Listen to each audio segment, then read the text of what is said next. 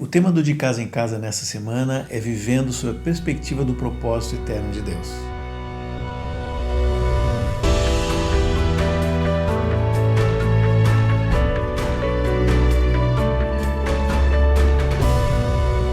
Na última semana, a gente viu os irmãos falando aqui sobre a intercessão do Espírito Santo sobre as nossas vidas, né? Ele intercede por nós. E eu já ouvi tantas coisas sobre isso, mas uma vez eu ouvi um irmão falando que muitas vezes a gente ora para o Senhor alguma coisa que não é a vontade do Senhor ou que não é a melhor coisa que o Senhor tem para nós. E o Espírito Santo é como aquele que traduz para o Pai, né? Diz, olha, Pai, não é bem exatamente isso que ele precisa, né? Mas independente do que o Espírito Santo faça, o fato é que nós todos somos chamados para fazer a vontade de Deus, que é boa, é agradável e perfeita, como diz lá no capítulo 12 de Romanos, né? Porque o propósito de Deus é fazer convergir todas as coisas em Cristo, né? E nós que somos a igreja, que somos o corpo de Cristo, é onde o caráter do Senhor está sendo formado, e por isso que o Espírito Santo intercede por nós, por isso que nós precisamos entender o propósito de Deus, e é sobre isso que a gente quer falar hoje.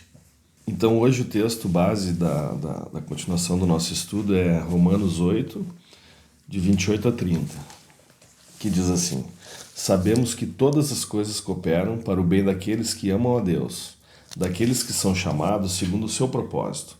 Porquanto aos que de antemão conheceu, também os predestinou para serem conformes à imagem de seu Filho, a fim de que ele seja o primogênito entre muitos irmãos. E aos que predestinou, a esses também chamou. E aos que chamou, a esses também justificou. E aos que justificou, a esses também glorificou.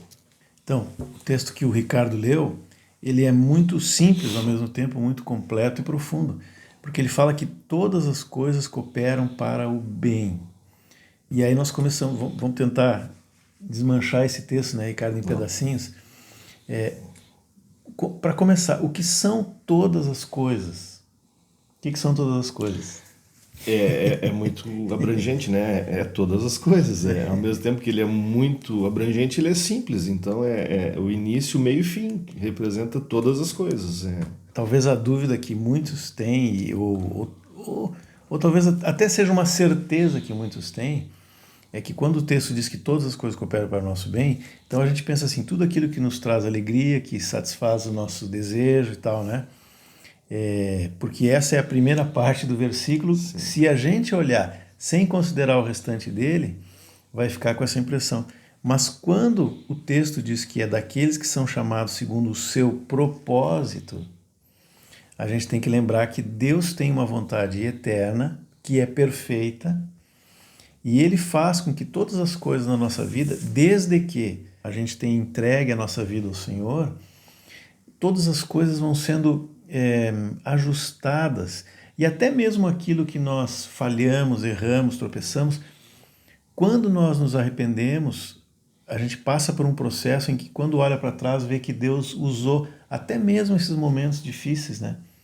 Às vezes o texto que nós temos, que vocês receberam, dá alguns exemplos como uma demissão, uma enfermidade, enfim, as mais diversas dificuldades da vida. Nessas horas, uma coisa que acontece, por exemplo, é que a gente se aproxima mais do Senhor. Esses tempos eu vi alguém falando que quando nós estamos numa cama de hospital, por exemplo, deve ser o lugar onde a gente mais ora, né? E não é só esse exemplo, tem outros tantos exemplos de momentos que são difíceis enquanto a gente está passando, mas que, se a gente olhar para o Senhor e entender que Deus tem um propósito, e esse propósito envolve nos fazer a imagem de Cristo, então aquele momento de dificuldade, se eu entender qual é a vontade de Deus, Ele vai cooperar para esse bem, né? Me veio à mente um texto em Tiago, capítulo 1, versículo 2 em diante, que diz: Irmãos, tende por motivo de toda alegria o passardes por várias provações, sabendo que a provação da vossa fé, uma vez confirmada, possui perseverança. Ora, a perseverança deve ter ação completa, para que sejais perfeitos e íntegros, em nada deficientes. Então eu creio que todas as coisas cooperam, tem a ver com a perseverança também, porque sendo perseverantes, conseguimos atingir a maturidade espiritual que Deus espera da gente, e conseguimos exercitar essa fé de uma maneira mais íntegra, mais completa, no sentido de, dentro da tribulação existe perseverança que vai nos conduzir ao desfecho disso, que pode ser diferente daquilo que a gente gostaria, mas sendo o desfecho que Deus quer, é o que basta, né? Porque a gente tem que entender que nem todas as coisas vão se resolver da maneira como a gente acha, porque nós não conseguimos ter essa visão completa que Deus tem para a nossa vida, né? Amém, isso mesmo. Eu estava lembrando, Ricardo, que tu falaste da fé, né? E o livro de Romanos é um livro muito lembrado pela questão da fé, a salvação pela fé, a salvação que vem por causa da graça de Deus, a partir de uma resposta de fé que é gerada pelo próprio Deus em nós, né? Mas não só o Senhor nos salva pela fé, mas o livro diz, repetindo algo que Deus falou lá para Abraão no início, né? O justo viverá pela fé. E a fé não é baseada em coisas que a gente enxerga. Hebreus 11 diz isso, é naquilo que eu não vejo. Mas eu creio e eu confio. E porque eu confio, eu passo por esse processo de, no meio da tribulação, eu me alegro, né? Eu tenho motivo de toda alegria, como diz o texto, né? Eu persevero e Deus vai formando ao longo desse processo o caráter de Cristo, que é de fato, que tem a ver com o propósito de Deus na nossa vida e com o propósito eterno maior de Deus, que é todos nós que somos parte do corpo de Cristo sermos iguais a Ele, né? Então, aqui nós estamos falando do propósito, mas na verdade, olhando do nosso ponto de vista, o que Deus quer é um agir por fé. E o texto da semana, ele tem uma ilustração muito interessante, que é do quebra-cabeça, né?